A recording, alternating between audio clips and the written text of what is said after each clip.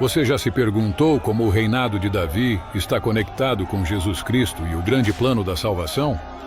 Hoje vamos embarcar numa jornada emocionante, desvendando as camadas da história contidas no livro de 2 Samuel.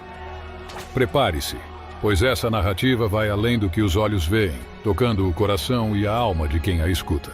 No nosso último encontro, exploramos as vidas de 3 personagens cruciais apresentados no 1 Samuel: Samuel, Saul e Davi.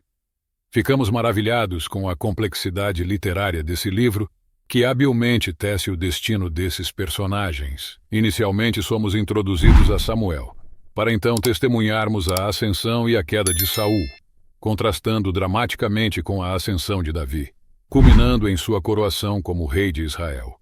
Agora, no 2 Samuel, mergulhamos de cabeça na governança de Davi, um reinado marcado por 2 movimentos intensamente dramáticos. Inicialmente presenciamos uma era dourada de sucesso e bênçãos, um tempo onde tudo parecia favorecer Davi. Contudo, como um lembrete da fragilidade humana, essa temporada é seguida por um erro monumental, uma falha moral que traz consigo consequências desoladoras, pintando um quadro de tristeza e perda. Mas é na conclusão dessa obra que a verdadeira beleza se revela. O livro termina de maneira magistral, refletindo profundamente sobre o bem e o mal na vida de Davi.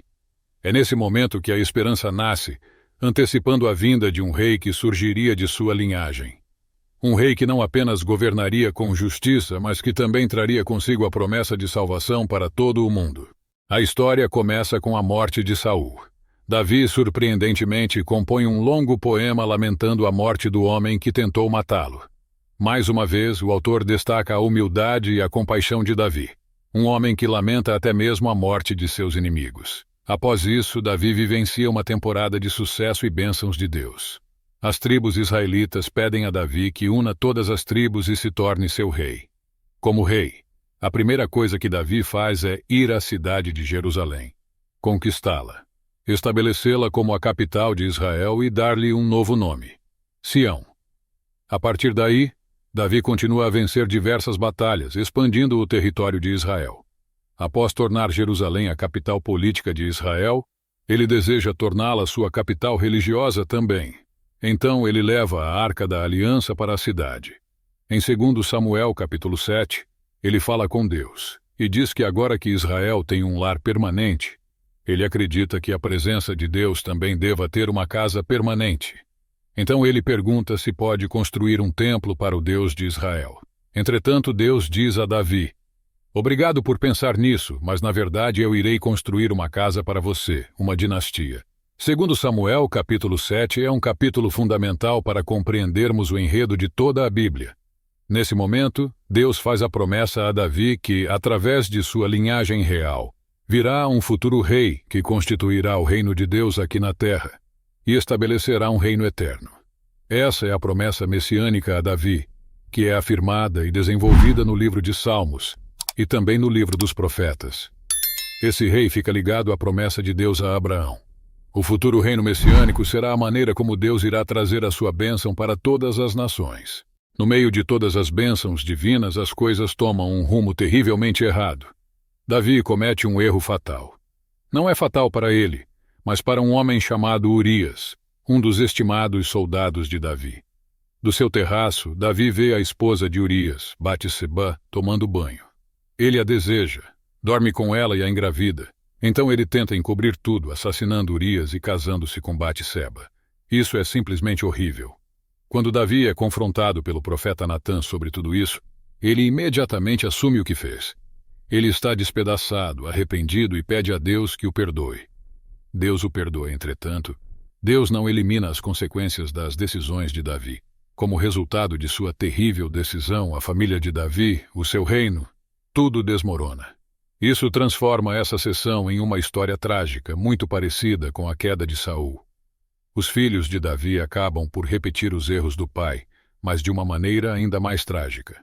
Aminon abusa sexualmente da sua irmã Tamar e o seu próprio irmão Absalão descobre tudo e manda assassinar Aminon. Então Absalão arma um plano para destituir o seu pai Davi do poder e dá início a uma rebelião de larga escala.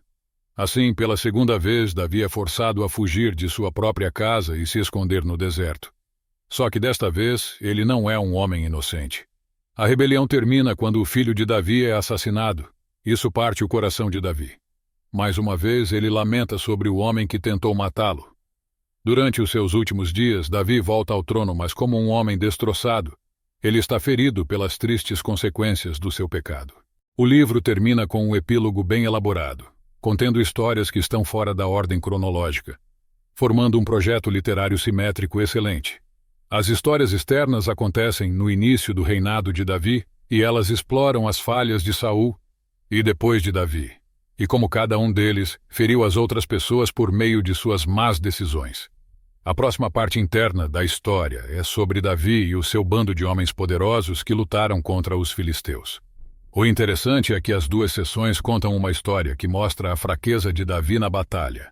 Então, em contraste com o Davi vitorioso dos capítulos 1 a 9, vemos aqui um Davi vulnerável que depende da ajuda dos outros. Os dois poemas terminam olhando para o passado, relembrando a esperança da promessa de Deus de um futuro rei que construiria o reino eterno. Esses poemas e o Logo de Deus também fazem conexão com o poema de Ana que inicia o livro. Assim, essas passagens-chave do início, do meio e do fim do livro unem os seus temas por completo. Apesar da maldade de Saul e de Davi, Deus continuou trabalhando em direção aos seus propósitos de redenção. Deus se opôs à arrogância de Davi, mas exaltou o Davi quando este se humilhou. Então a esperança futura desse livro vai muito além do próprio Davi. É um olhar para o futuro, para o rei messiânico que um dia trará o reino de Deus e a sua bênção a todas as nações. E é disso que se trata o livro de Samuel. Não perca nosso próximo vídeo sobre o livro de Reis. Faça sua inscrição, dê aquele like maravilhoso e compartilhe o canal Caminho da Redenção com amigos e familiares. Assim você nos ajuda a espalhar reflexões ainda mais profundas e inspiradoras acerca da Palavra de Deus. Que as bênçãos do Senhor enriqueçam sua vida abundantemente.